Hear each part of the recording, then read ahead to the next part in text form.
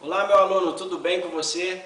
Veja só, agora a gente vai aprender um pouquinho sobre a fisiologia renal, mais especificamente sobre a formação da urina, ok?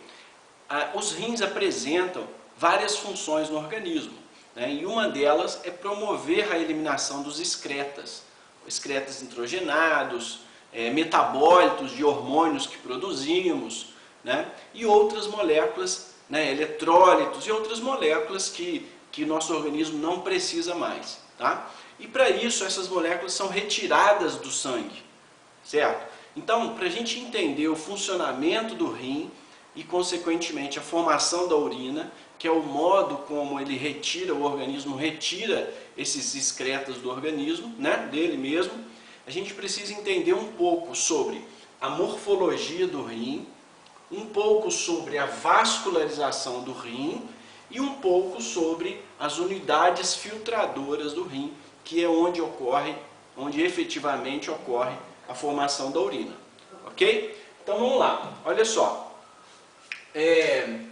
aqui a gente tem o rim representado, né? E o rim, no caso nós temos dois rins, né? Esse aqui é um rim representado e como você pode perceber, ele contém uma região periférica, ó, ele contém uma região periférica que é chamada de córtex,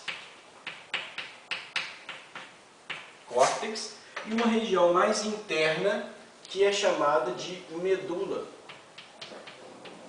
A região interna, que é a medula, e a região externa, que é o córtex. Tá? Existe uma cápsula revestindo o rim, né, mas esses componentes a gente vai abordar num outro conteúdo de histologia.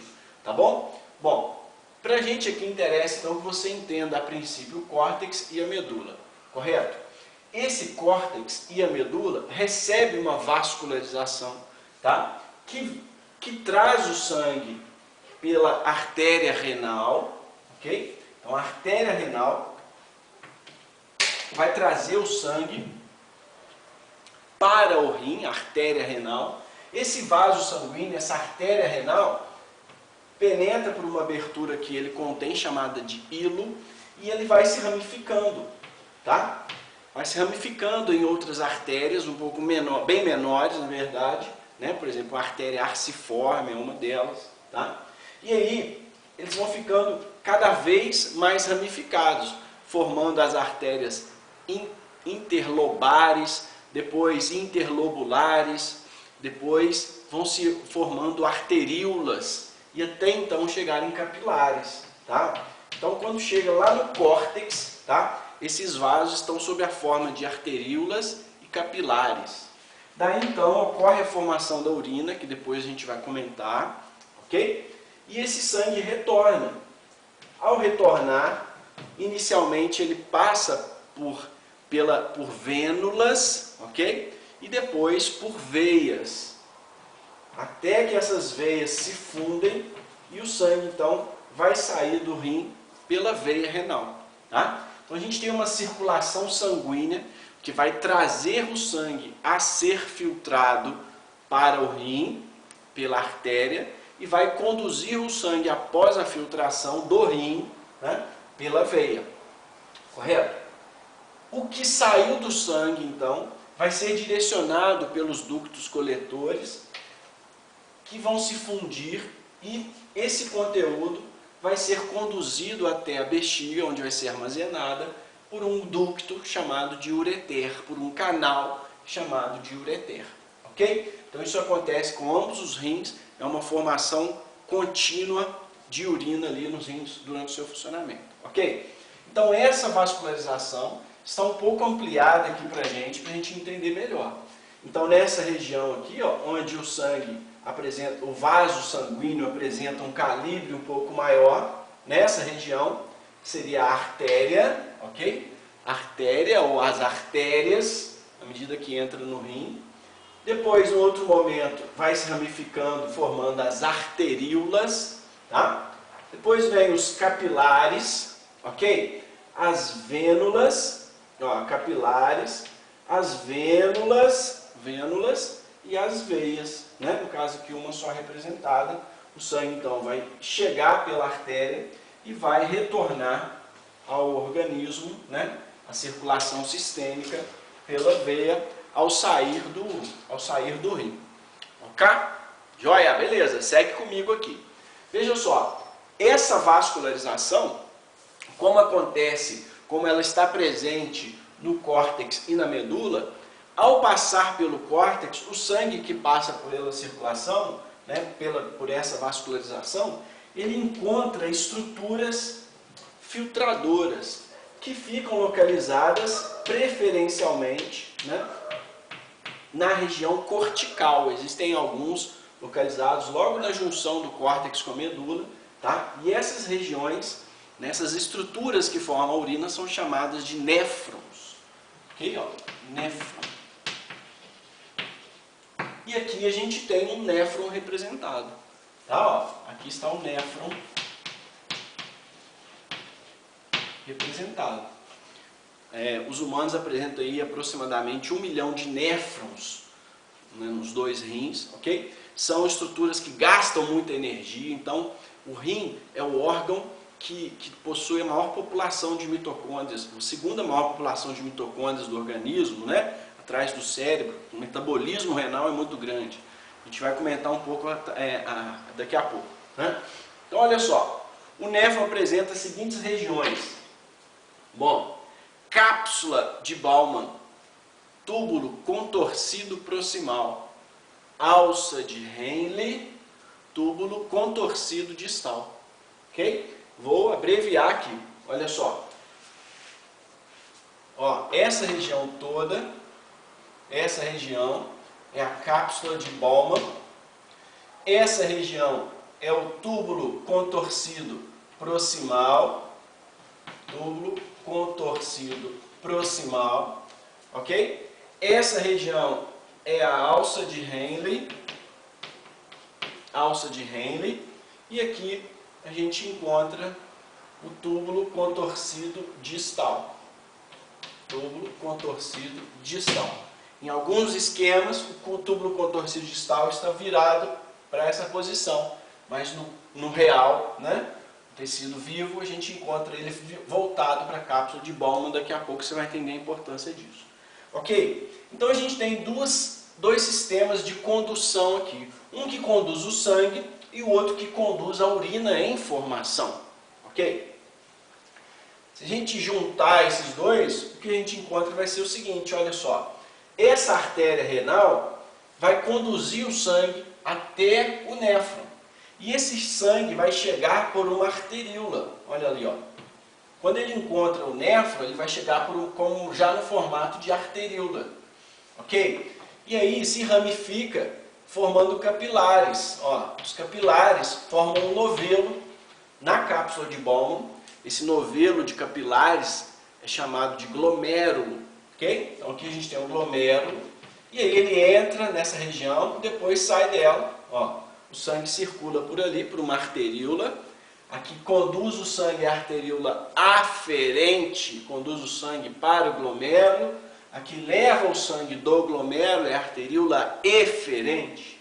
E aí essa arteríola se ramifica. Olha só, todas essas ramificações vão fazendo com que o calibre do vaso diminua, ok? E aí, esse calibre diminuindo faz com que o vaso sanguíneo mude as suas características histológicas e fisiológicas e passe a chamar capilar, tá? Nessa região aqui.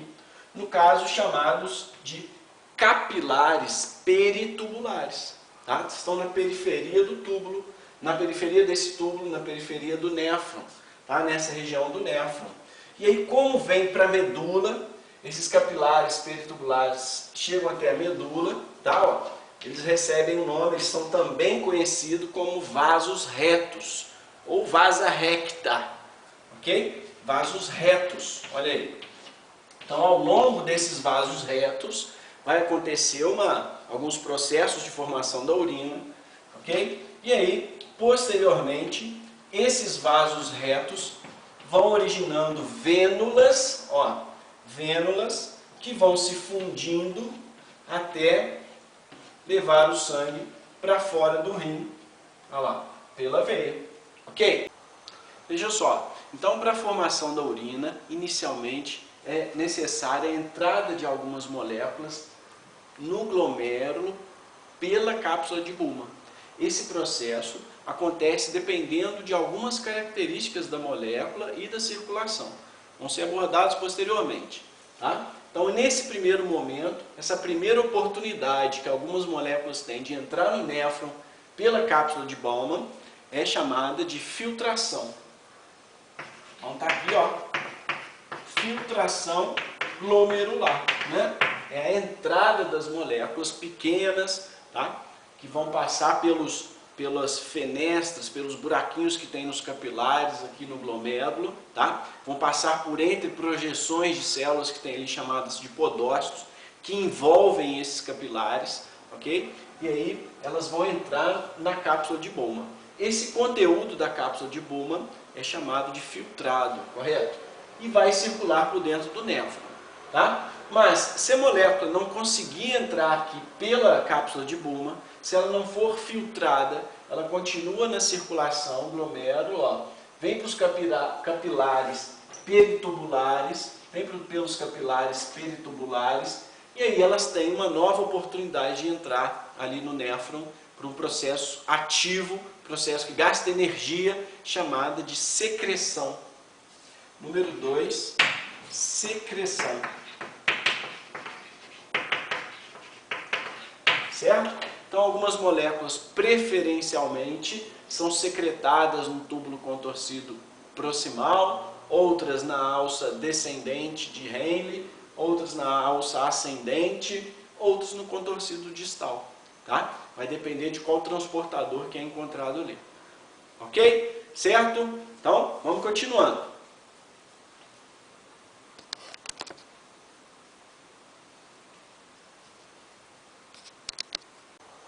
Veja só, então para a formação da urina, inicialmente é necessária a entrada de algumas moléculas no glomérulo pela cápsula de Bowman.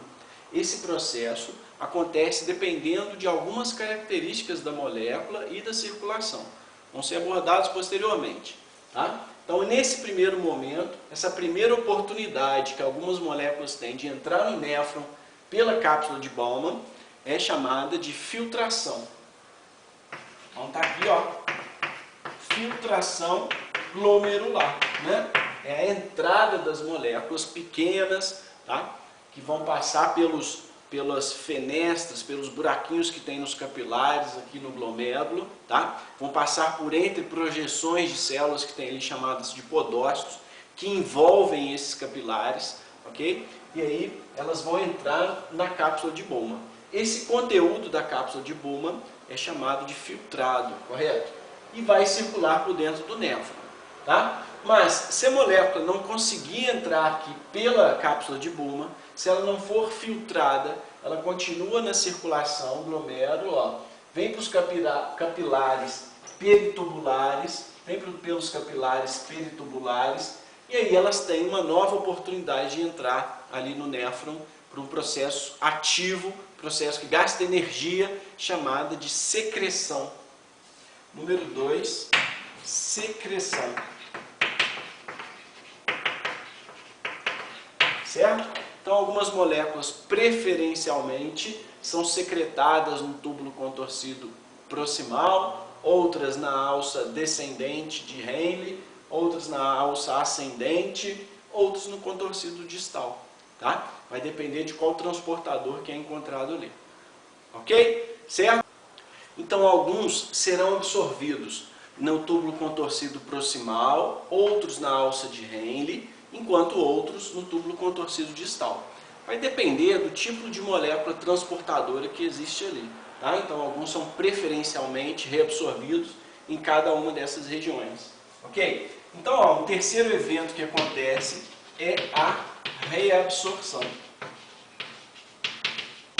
Reabsorção. Correto?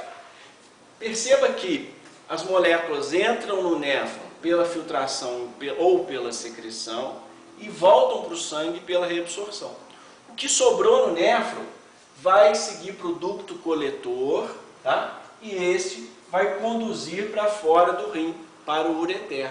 Então essa urina, na verdade, é o que restou no néfron, ok? Então veja só, ó, a excreção vai ser justamente a formação da urina, vai ser tudo que foi filtrado, mais o que foi secretado, menos o que foi reabsorvido. Né? O que restou no néfron vai ser excretado.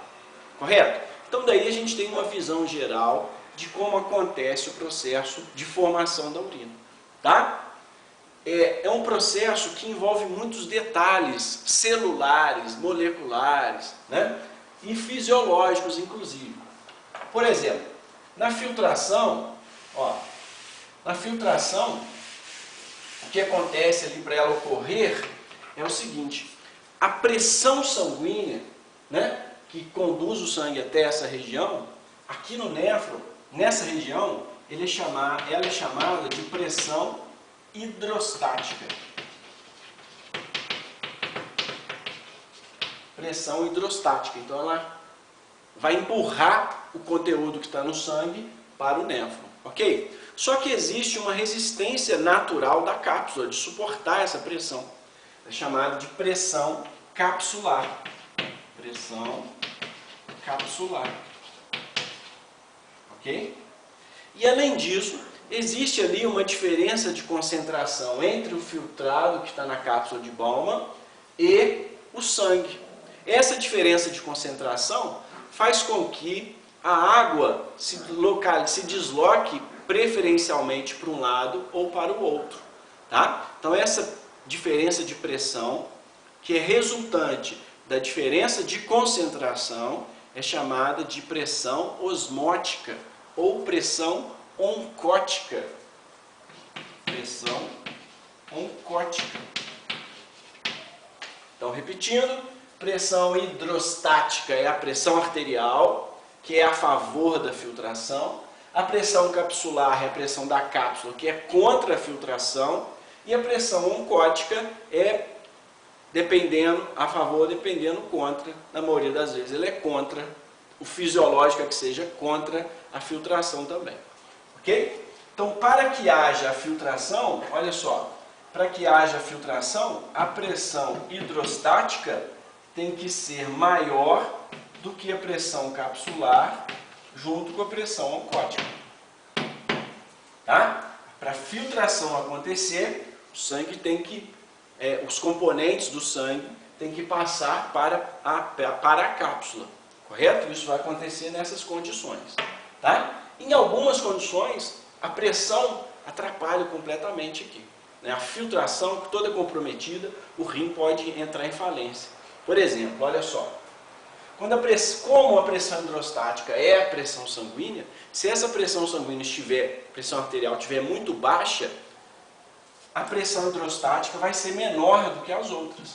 Né? Então isso vai diminuir a filtração, a formação da urina. Correto? Então, consequentemente, o rim pode entrar em falência, ele pode morrer.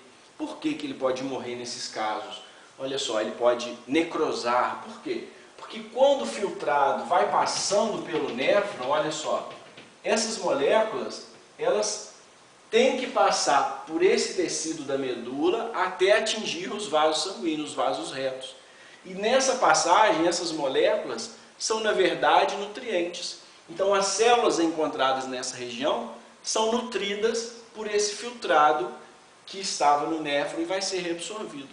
Com isso, se a pressão hidrostática for menor do que a pressão capsular e oncótica, vai formar menos filtrado, o tecido tecido do rim, chamado tecido intersticial, né? Ele vai receber poucos nutrientes e as suas células podem morrer. Então o rim pode necrosar por falta justamente de nutrientes, uma vez que falta a filtração, ele não acontece. Tá? Quando isso ocorre, quando a pressão hidrostática cai um nível menor do que a soma das outras duas pressões, é dito que o paciente está em choque, né? Está em choque hipovolêmico, por exemplo. Né? O paciente está chocado, quer dizer, a pressão dele caiu muito. Tá? Um outro fator que isso pode acontecer é quando a pressão oncótica aumenta muito. Então, por exemplo, aquela pressão oncótica é aquela que tem a ver com a osmolaridade, com a osmose, com a concentração diferente do que tem no filtrado com relação ao que tem no sangue. Então, por exemplo, se tiver muito concentrado o sangue, a água vai tender a voltar. Isso dificulta a formação do filtrado. Então, alguns fatores, por exemplo, que podem aumentar a pressão oncótica são o politraumatismo, né? A pessoa sofreu um acidente, tem muitas células lesadas, então os componentes dessas células vão para o sangue, isso aumenta a sua concentração, consequentemente aumenta a pressão oncótica, que é contra a formação do filtrado. Tá? Outro caso é numa reação adversa a um medicamento que você conhece, chamado de estatina, né? No grupo das estatinas, que combatem a hipercolesterolemia, né? Por exemplo. E aí o que acontece? Um efeito adverso da estatina é o rompimento de células musculares esqueléticas. E essas células têm uma proteína chamada mioglobina. Mioglobina, parece com a hemoglobina que fica na hemácia. O músculo esquelético também tem essa proteína chamada mioglobina. Então, essa mioglobina em grande quantidade vai para o sangue, aumenta a concentração do sangue, isso gera um aumento da pressão oncótica e dificulta a formação do filtrado e, consequentemente, ocorre necrose do rim. Tá? Essa reação adversa ao uso de estatina é chamada de rabdomiólise. Tá? Vou escrever aqui, ó, rabdomiólise.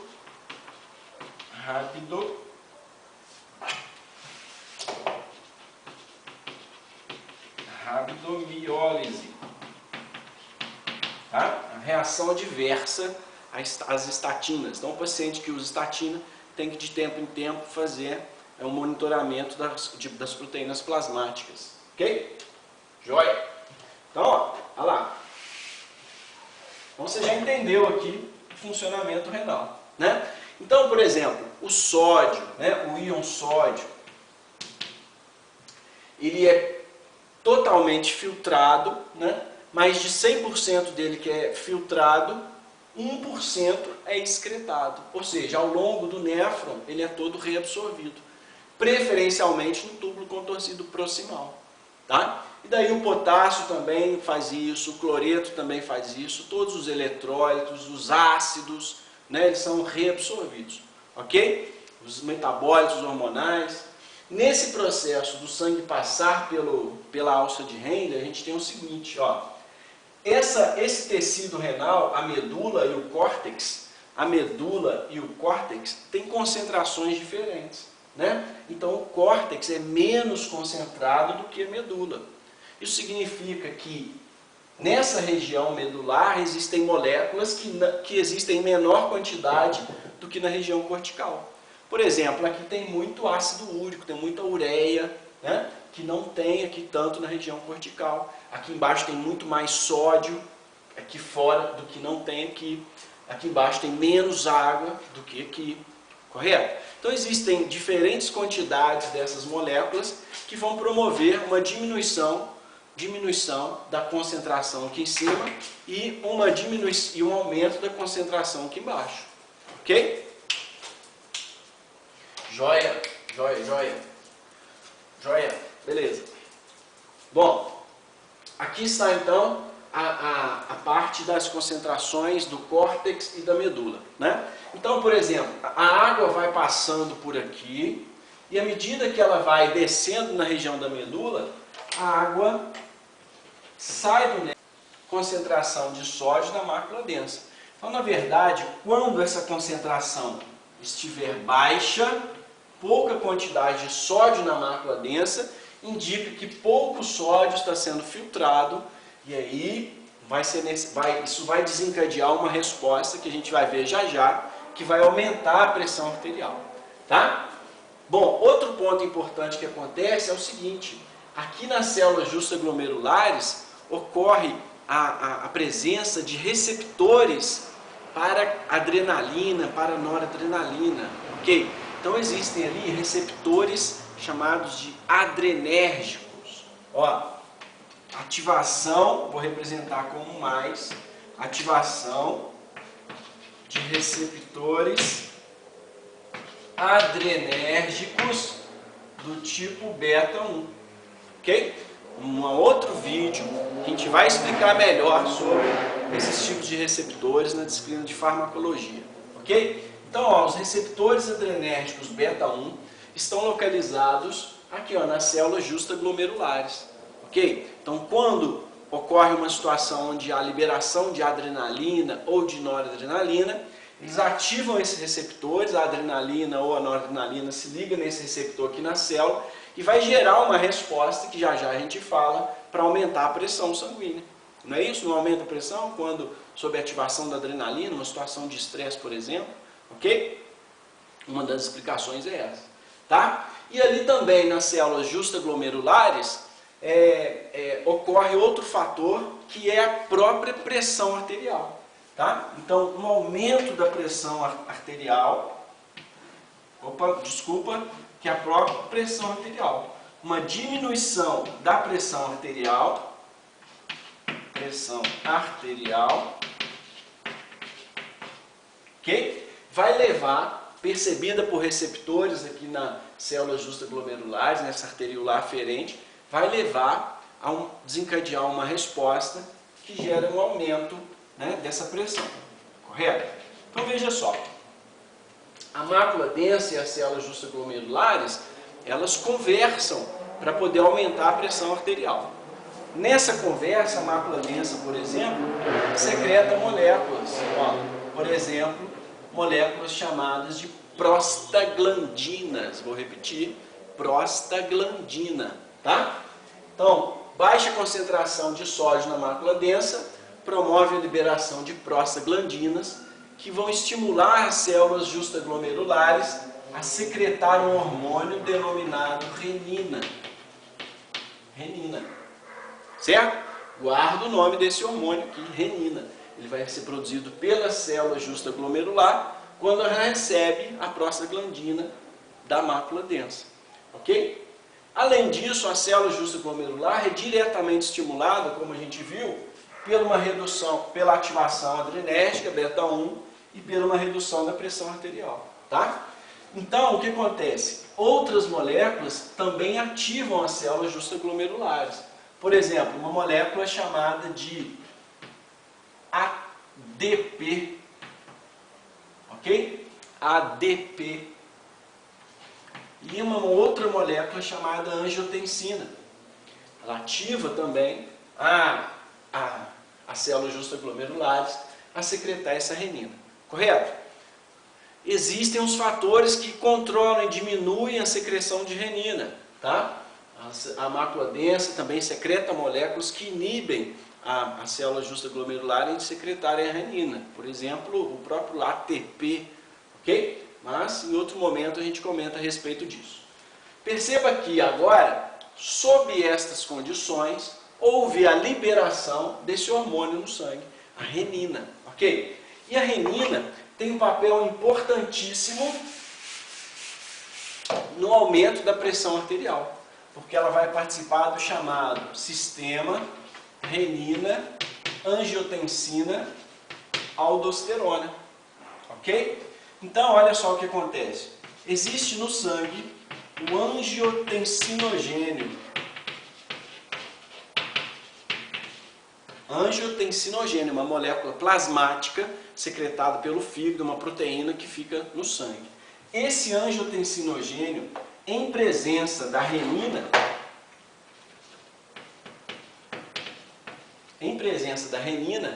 vai ser transformado, vai ser convertido em uma molécula chamada angiotensina 1. Angiotensina 1. Tá? Esta angiotensina 1, por ação de uma outra enzima chamada ECA, que significa enzima conversora de angiotensina, vai quebrar essa molécula, originando o seu produto, que é a angiotensina 2. Certinho? A angiotensina 2 tem muitas funções importantes. Por exemplo, ela aumenta a pressão ao reduzir o calibre dos vasos sanguíneos, né? Ela aumenta a resistência periférica, com isso o coração tem que fazer mais força para bombear esse sangue sob uma resistência maior, e aí isso aumenta a pressão arterial. A gente vai comentar a respeito disso na aula sobre fisiologia cardíaca. Ok? Esta angiotensina 2, além de promover esse evento que eu acabei de falar, induz a secreção de um outro hormônio chamado aldosterona. Aldosterona. Angiotensina, aldosterona. Tá? Sistema renina, angiotensina, aldosterona. A aldosterona é um hormônio secretado, por uma glândula que a gente tem, que os mamíferos têm, que fica sobre o rim. Um chapéuzinho lá chamada glândula suprarrenal ou adrenal, ok? Ela secreta muitos hormônios, nós teremos uma aula sobre ela, tá? Um desses hormônios é a aldosterona. E o que a aldosterona faz é aumentar a reabsorção de sódio lá no túbulo contorcido distal. Então o sódio vai voltar para o vaso sanguíneo. Lembra que ele tinha pouca quantidade de sódio, estava escrito aqui, né? Tinha pouca quantidade de sódio no túbulo contorcido distal. Então o que esse hormônio vai fazer? Uma das coisas é aumentar essa reabsorção de sódio, trazer mais sódio para o sangue. Esse sódio trazido para o sangue vai trazer mais água para o sangue, tá? Por osmose, vai fazer o sangue ficar mais concentrado. Então ele vai atrair mais água, vai aumentar a volemia, o volume do sangue. Então da volemia, e aí com isso o coração tem que fazer mais força para bombear esse sangue e aumenta a pressão arterial. Ok? Tranquilo? Show de bola? Espero que você tenha gostado. Dá o seu like, escreva aí seus comentários, tá? E aprenda definitivamente essa matéria, porque ela é muito importante. Ela vai relacionar com muitas outras disciplinas. Também um bom entendimento da fisiologia é fundamental para você como profissional de saúde. Certo? Até a próxima. Tchau, tchau. Até mais. Volemia, e aí com isso o coração tem que fazer mais força para bombear esse sangue e aumenta a pressão arterial. Ok? Tranquilo? Show de bola? Espero que você tenha gostado. Dá o seu like, escreva aí seus comentários, tá? E aprenda definitivamente essa matéria, porque ela é muito importante. Ela vai relacionar com muitas outras disciplinas. Também um bom entendimento da fisiologia é fundamental para você como profissional de saúde. Certo? Até a próxima. Tchau, tchau. Até mais.